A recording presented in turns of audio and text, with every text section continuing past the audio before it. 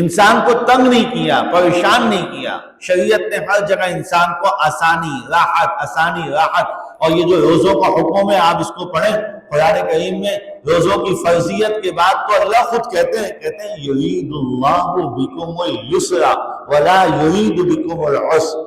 اللہ تمہارے ساتھ آسانی چاہتے ہیں، تمہارے ساتھ تنگی کرنا تھوڑی چاہتے ہیں کہ تم جس حال میں بھی ہو، بوڑھے ہو گئے، بیمار ہو گئے، عورتوں کے اوپر کوئی بھی حال آئے، بچے کو دودھ پلانا ہے، بچے کو وہ جو ہے بچے کو اٹھائے چل رہی ہے اور اس کے اوپر روزہ فرض. اللہ کہتے ہیں نہیں، یرید اللہ بکم الیسر.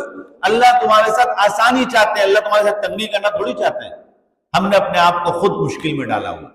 اس لیے ہر جہت سے، ہر سمت سے اپنے آپ سے بھی پوچھ کے اور کسی عالم و مفتی سے پوچھ کر. ایسا بھی نہیں ہے کہ ذرا سا ناخن نکل گیا چلو جی کرسی پہ بیٹھ کے نماز پڑھ رہے ہیں، بائک سے ذرا سے رگڑ لگے چلو جی کرسی پکڑ لو نماز پڑھتے ہیں.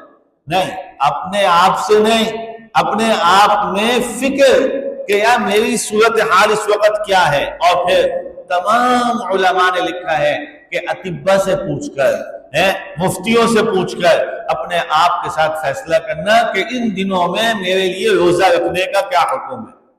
اور میں ایسی اولاد پہ بھی حیران ہوتا ہوں، بلکہ بہت ساری جگہوں پہ بات برملا بتاتا بھی ہوں. بچے جوان بڑے خوش ہو رہے ہیں، ماشاءاللہ بابا 80 سال کے ہو گئے، روزے پورے رکھے ہیں ماشاءاللہ. میں بولتا ہوں کوئی فضیلت نہیں ہے، تو صاف بتا کوئی فضیلت نہیں ہے. یہ کیسی بات ہے؟ اللہ نے اجازت دی ہے، بابا کی حالت خراب ہے، ہارٹ پیشنٹ ہے اور جو ہے مستقل ڈاکٹرز بنا گئے. نہیں کچھ نہیں ہوتا، کچھ نہیں ہوتا. بھائی موت تو ایک وقت لکھی ہے جب آنی آئے گی، لیکن آپ اپنے ساتھ زیادتی کیوں کر رہے ہیں؟